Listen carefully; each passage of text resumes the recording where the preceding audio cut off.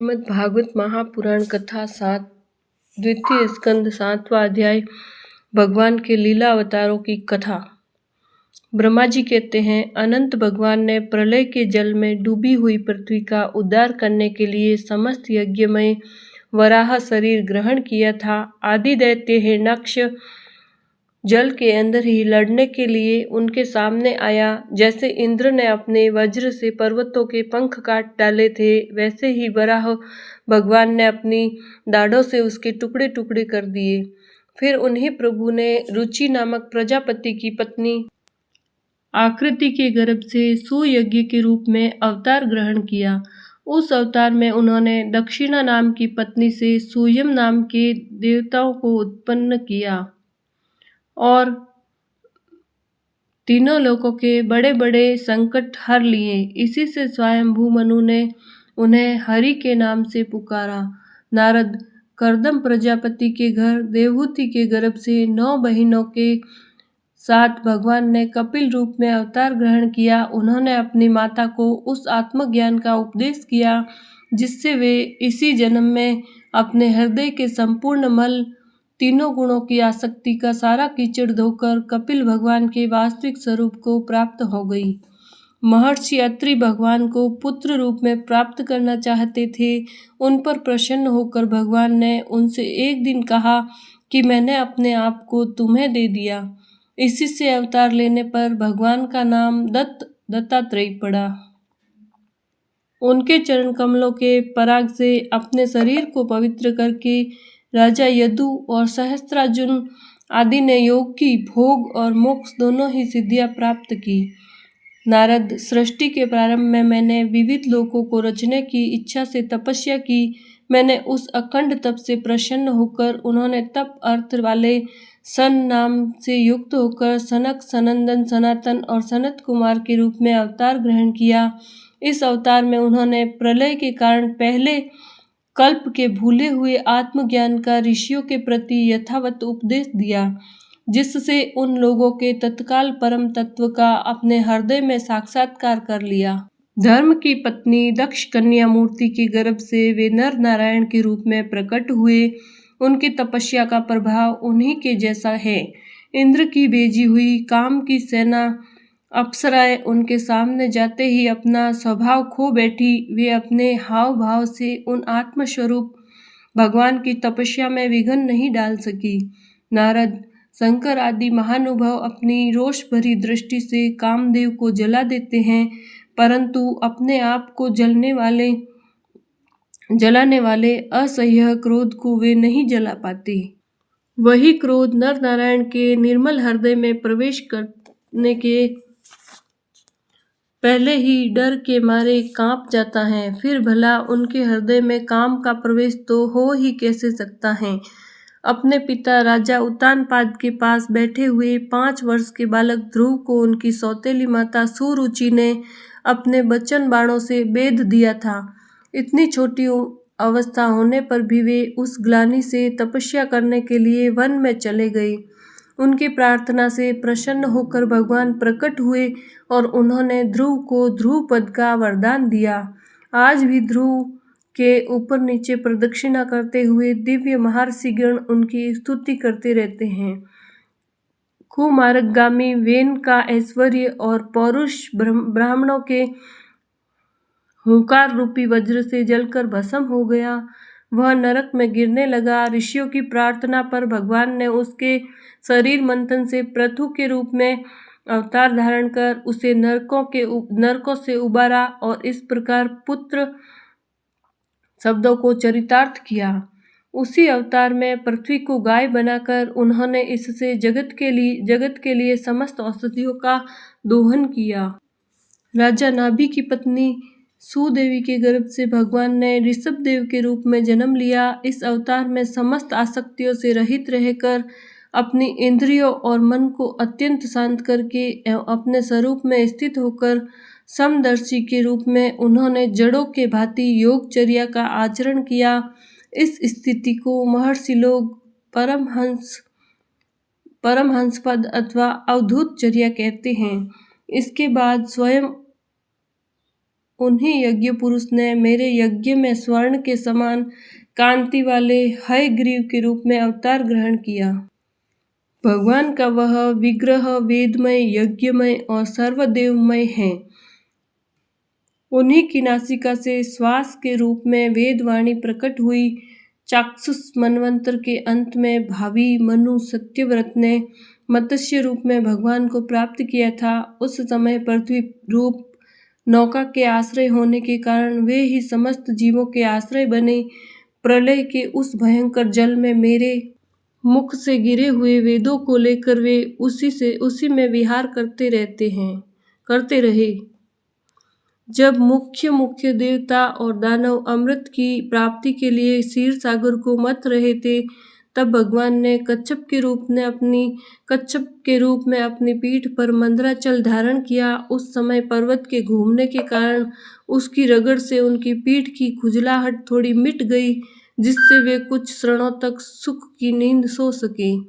देवताओं का महान भय मिटाने के लिए उन्होंने नरसिंह का रूप धारण किया। फड़कती हुई भौहों और तीखी दाढ़ों से उनका मुख बड़ा भयावना लगता था। हिरण्यकशिपु ने देखते ही हाथ में गदा लेकर उन पर टूट पड़ा। इस पर भगवान नरसिंह ने दूर से ही उसे पकड़कर अपनी जांघों पर डाल दिया और उसके छटपटाते रहने पर भी अपने नखों से उसका पेट फाड़ डाला। बड़े भारी सरोवर में महाबली ग्राह ने गजेंद्र का पैर पकड़ लिया। जब बहुत थक कर वह घबरा गया, तब उसने अपनी सूंड में कमल लेकर भगवान को पुकारा, हे आदि पुरुष, हे समस्त लोकों के स्वामी, हे श्रवण मात्र से कल्याण करने वाले। उसकी पुकार सुनकर अनंत शक्ति भगवान चक्रपाणि गरुड़ की पीठ पर चढ़कर वहां आए और अपने चक्र से उन्होंने ग्राह का मस्तक उखाड़ डाला। इस प्रकार कृपापरवश भगवान ने अपने शरणागत गजेंद्र की सूंड पकड़कर उस विपत्ति से उसका उद्धार किया। भगवान वामन आदित्य के पुत्रों में सबसे छोटे थे, परंतु गुणों की दृष्टि से वे सबसे बड़े थे, क्योंकि यज्ञ पुरुष भगवान ने इस अवतार में बलि के संकल्प छोड़ते ही संपूर्ण लोकों को अपने चरणों से ही नाप लिया था। वामन बनकर उन्होंने 3 पग पृथ्वी के बहाने बलि से सारी पृथ्वी तो ले ली, परंतु इससे यह बात सिद्ध कर दी कि सन्मार्ग पर चलने वाले पुरुषों को याचना के सिवा और किसी उपाय से समर्थ पुरुष भी अपने स्थान से नहीं हटा सकते, ऐश्वर्य से च्युत नहीं कर सकते। दैत्यराज बलि ने अपने सिर पर स्वयं वामन भगवान का चरणामृत धारण किया था। ऐसी स्थिति में उन्हें जो देवताओं के राजा इंद्र की पदवी मिली, इसमें कोई बलि का पुरुषार्थ नहीं था। अपने गुरु शुक्राचार्य के मना करने पर भी वे अपनी प्रतिज्ञा के विपरीत कुछ भी करने को तैयार नहीं हुए, और तो क्या, भगवान का तीसरा पग पूरा करने के लिए उनके चरणों में सिर रखकर उन्होंने अपने आप को भी समर्पित कर दिया। नारद, तुम्हारे अत्यंत प्रेम भाव से परम प्रसन्न होकर हंस के रूप में भगवान ने तुम्हें योग, ज्ञान और आत्म तत्व को प्रकाशित करने वाले भागवत धर्म का उपदेश किया। वह केवल भगवान के शरणागत भक्तों को ही सुगमता से प्राप्त होता है। वे ही भगवान स्वयंभू आदि मनवंतरों में मनु के रूप में अवतार लेकर मनुवंश की रक्षा करते हुए 10 दिशाओं में अपने सुदर्शन चक्र के समान तेज से बेरोक टोक निष्कंटक राज्य करते हैं। तीनों लोकों के ऊपर सत्यलोक तक उनके चरित्रों की कमनीय कीर्ति फैल जाती है, और उसी रूप में वे समय समय पर पृथ्वी के भारभूत दुष्ट राजाओं का दमन भी करते हैं। स्वानाम धन्य भगवान धन्वंतरी अपने नाम से ही बड़े बड़े रोगियों के रोग तत्काल नष्ट कर देते हैं। उन्होंने अमृत पिलाकर देवताओं को अमर कर दिया, और दैत्यों के द्वारा हरण किए हुए उनके यज्ञ भाग उन्हें फिर से दिला दिए। उन्होंने ही अवतार लेकर संसार में आयुर्वेद का प्रवर्तन किया। जब संसार की ब्राह्मण द्रोही आर्य मर्यादा का उल्लंघन करने वाले नारकीय क्षत्रिय अपने नाश के लिए ही दैववश बढ़ जाते और पृथ्वी के कांटे बन जाते हैं, तब भगवान महापराक्रमी परशुराम के रूप में अवतीर्ण होकर अपनी तीखी धार वाले फरसे से 21 बार उसका संहार करते हैं। मायापति भगवान हम पर अनुग्रह करने के लिए अपनी कलाओं भरत, शत्रुघ्न और लक्ष्मण के साथ श्री राम के रूप में इक्ष्वाकु वंश में अवतीर्ण होते हैं। इस अवतार में अपने पिता की आज्ञा का पालन करने के लिए अपनी पत्नी और भाई के साथ वे वन में निवास करते हैं। उसी समय उनसे विरोध करके रावण उनके हाथों मरता है। त्रिपुर विमान को जलाने के लिए उद्यत शंकर के समान जिस समय भगवान राम शत्रु की नगरी लंका को भस्म करने के लिए समुद्र तट पर पहुंचते हैं, उस समय सीता के वियोग के कारण बढ़ी हुई क्रोधाग्नि से उनकी आंखें इतनी लाल हो जाती हैं कि उनकी दृष्टि से ही समुद्र के मगरमच्छ, सांप और ग्रह आदि जीव जलने लगते हैं और भय से थर थर कांपता हुआ समुद्र झटपट उन्हें मार्ग दे देता है। जब रावण की कठोर छाती से टकराकर इंद्र के वाहन ऐरावत के दांत चूर चूर होकर चारों ओर फैल गए थे, जिससे दिशाएं सफेद हो गई थी, तब दिग्विजयी रावण घमंड से फूलकर हंसने लगा था।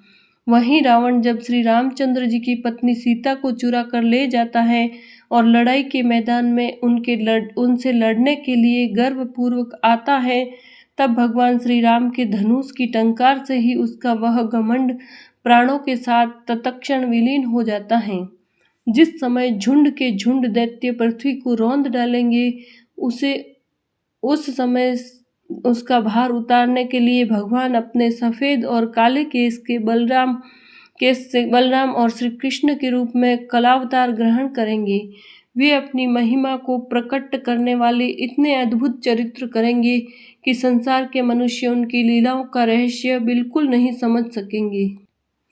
बचपन में ही पूतना के प्राण हर लेना, 3 महीने की अवस्था में पैर उछालकर बड़ा भारी छकड़ा उलट देना और घुटनों के बल चलते चलते आकाश को छूने वाले यमलार्जुन वृक्षों के बीच में जाकर उन्हें उखाड़ डालना, ये सब ऐसे कर्म हैं जिन्हें भगवान के सिवा और कोई नहीं कर सकता।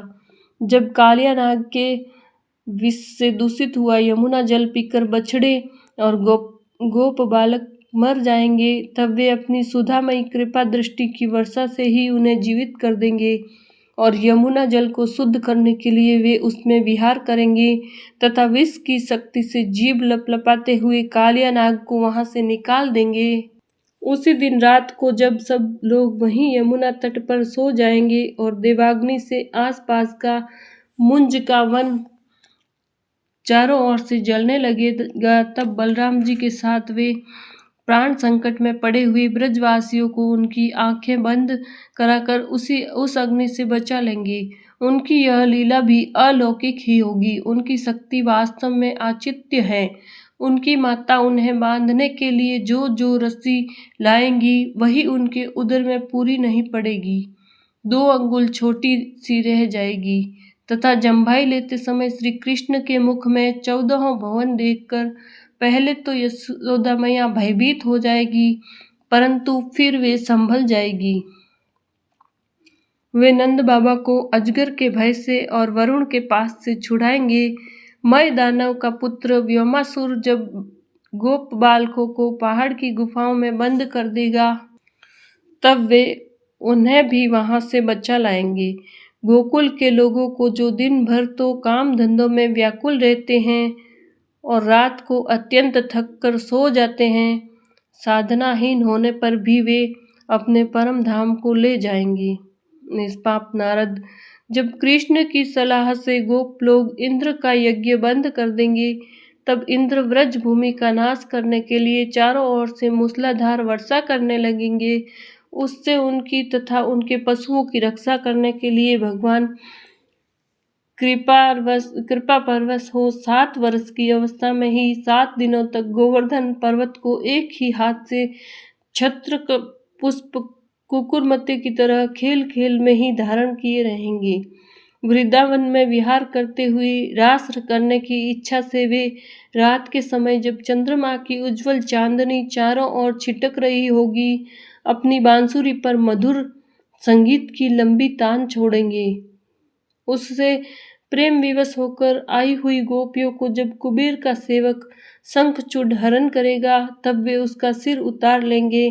और भी बहुत से प्रलंबासुर, धेनुकासुर, बक्कासुर, केसी, अरिष्टासुर आदि दैत्य, चाणूर आदि पहलवान, कुबलिया पीड हाथी, कंस, काल यवन, भौमासुर, मिथ्या वासुदेव, साल्व, द्विविध वानर, बलबल, दंतवक्त्र राजा, नग्नजीत के 7 बैल, संबरासुर, विदुरथ और रुक्मी आदि तथा कंबोज, मत्स्य, कुरु, कैकय और संजय आदि देशों के राजा लोग एवं जो भी योद्धा धनुष धारण करके युद्ध के मैदान में सामने आएंगे वे सब बलराम, भीमसेन और अर्जुन आदि नामों की आड़ में स्वयं भगवान के द्वारा मारे जाकर उन्हीं के धाम चले जाएंगे।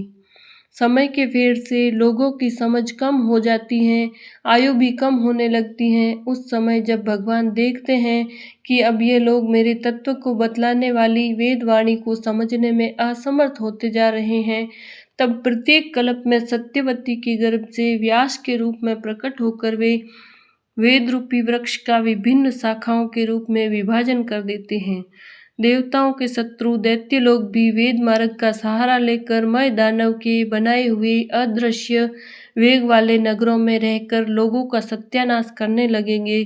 तब भगवान लोगों की बुद्धि में मोह और अत्यंत लोभ उत्पन्न करने वाला वेश धारण करके बुद्ध के रूप में बहुत से उपधर्मों का उपदेश करेंगे। कलयुग के अंत में जब सत्पुरुषों के घर भी भगवान की कथा होने में बाधा पड़ने लगेगी, ब्राह्मण, क्षत्रिय तथा वैश्य पाखंडी और शूद्र राजा हो जाएंगे। यहाँ तक कि कहीं भी स्वाहा, स्वधा और वष्टकार की ध्वनि देवता पितरों के यज्ञ श्राद्ध की बात तक नहीं सुनाई पड़ेगी। तब कलयुग का शासन करने के लिए भगवान कलंकी अवतार ग्रहण करेंगे।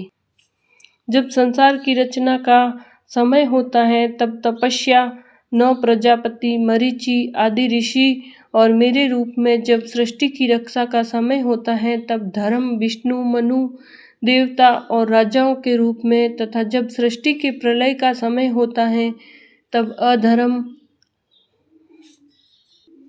रुद्र तथा क्रोधवश नाम के सर्प एवं दैत्य आदि के रूप में सर्वशक्तिमान भगवान की माया विभूतियां ही प्रकट होती हैं। अपनी प्रतिभा के बल से पृथ्वी के एक एक धूलि कण को गिन चूकने पर भी जगत में ऐसा कौन पुरुष है जो भगवान की शक्तियों की गणना कर सके।